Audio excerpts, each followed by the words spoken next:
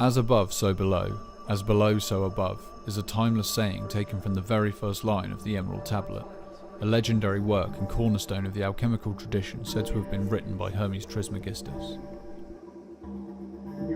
The book of Matthew, chapter 18, verse 18 reads, "Truly I say to you that whatever you bind on earth will be bound in heaven, and whatever you loose on earth will be loosed in heaven." Astrology is a form of divination tentatively estimated to be at least 4,000 years old, with roots in almost every major human civilization. It forms an integral part of the alchemical tradition and was practiced along with astronomy, medicine and alchemy, the forerunner of modern chemistry. Astrological concepts are codified into the sacred texts of every major religion and strongly represented in mythology. Studying the stars connected ancient people to those stars. Contemporary science informs us that the molecules in our bodies were forged in distant suns that supernovaed billions of years ago. We are all made of star stuff, as the popular saying goes. Observing cycles in the heavens allowed these people to track the seasons, vital to any agrarian civilization. It allowed them to track far longer periods of time too. The much talked about winter solstice of 2012 had been eagerly anticipated by the Mesoamerican long count calendar for thousands of years, the dawning of the age of Aquarius. Do we think it coincidence that in the disunited kingdom in the year 2012 they celebrated the Diamond Jubilee of the monarch, the wedding of a high-profile prince to a commoner, and also hosted the Olympic Games? If you want to better understand the game being played here on Earth, you should take the word coincidence out of your dictionary. If you believe in the current mainstream conceptual form of the universe, that is, a spherical Earth along with innumerable other bodies orbiting a sun which hurtles through the void of space against the backdrop of stars, then you believe in gravity. Gravity is a weak force which connects unimaginably massive objects over hundreds of millions of miles and holds them in orbit around one another. Every body in the solar system exerts a gravitational force on every other, although far too weak to detect with any instrument. Gravity between the Moon and our Earth is the explanation given for the tides. Your body is comprised of around 70 to 80% water by mass.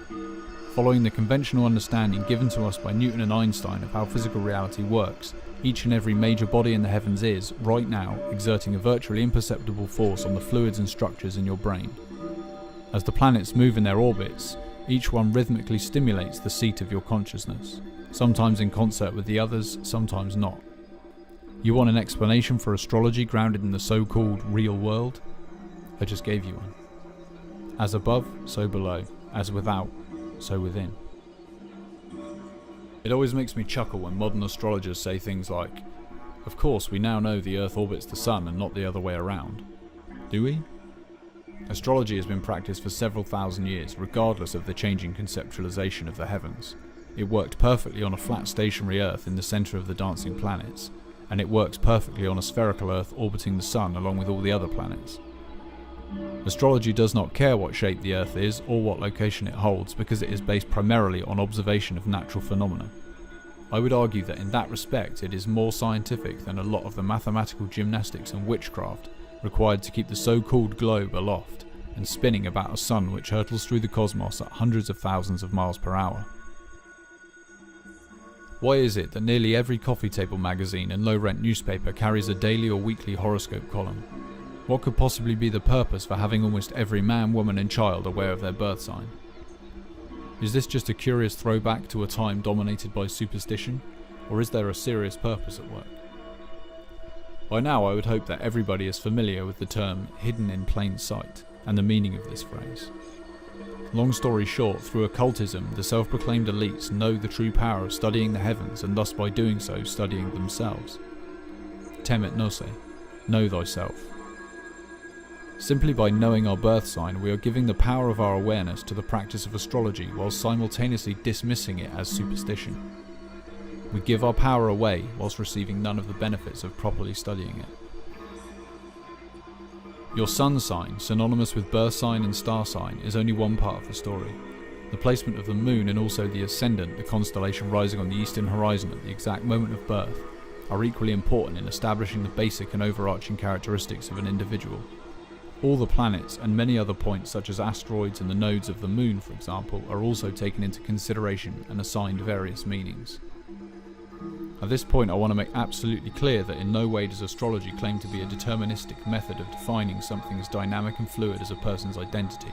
This is a common misconception. It is no accident that in this new age of Aquarius, the age of information, astrology is enjoying a resurgence. At the same time, we are being given the means to conceptualize and understand how such a discipline works. I remember the first time I was introduced to a relatively modern role-playing adventure game and how I was blown away by the complexity of it and the freedom the player is given to create a character from scratch and then explore the world, interacting with it as they see fit.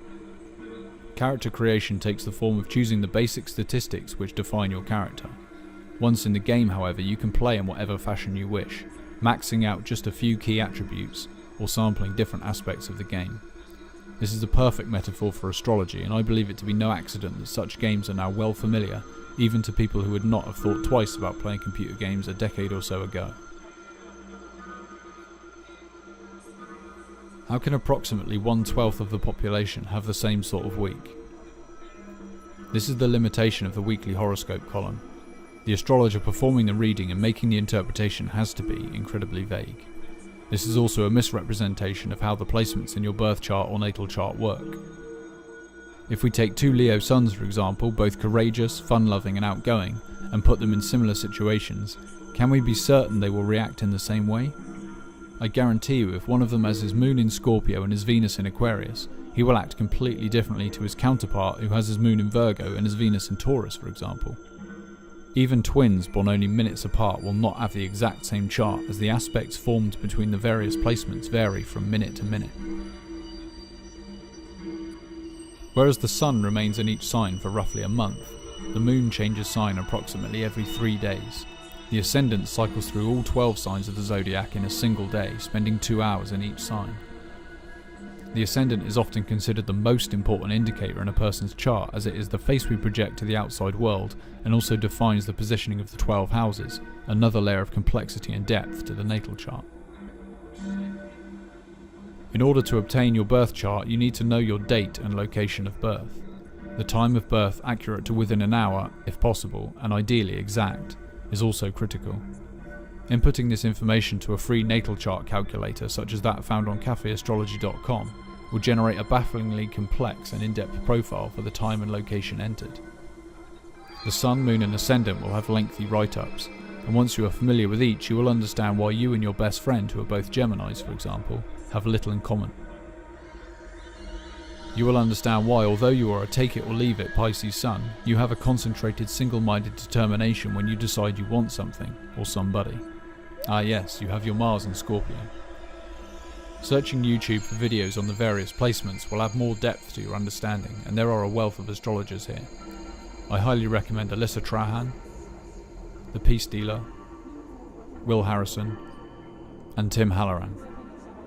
These people help me better understand myself, and in doing so I have been better able to make myself understood to the world. I am learning to receive my gifts, and in doing so I can better give my gifts to the world. This really has been the true value of astrology to me, and why I am keen to share it. There will be contradictions. Your Mars in Aries may have you down as an impetuous warrior spirit who doesn't need to consider the angles as it charges forth bearing its flaming sword of truth. But your Pisces sun might suggest a more relaxed attitude to life, preferring instead to consider all viewpoints without a need to become attached to anyone in particular. Of course, each trait can manifest at different times, and sometimes even cancel one another out. The more you get into it, the more layers it will reveal, but remember, it is only an overview of your personality. It says nothing whatsoever of the experiences you will have had thus far in life, which of course are shaping your perceptions as well. The natal chart is that basic character creation screen from the role-playing computer game. My understanding, having studied astrology now for around 5 years, is that no one is a blank slate when they begin this human incarnation. On the contrary, we each have inherent strengths and weaknesses pre-selected by the soul, it seems, before conception. Lessons to learn and lessons to teach, primal energies to embody and to express to the world. Astrology can help us to understand ourselves and one another. It can help us unlock hidden potentials and move beyond barriers that seemed previously insurmountable. It can help us to find fulfillment. Perhaps most significantly of all, it can help us to tell our individual stories.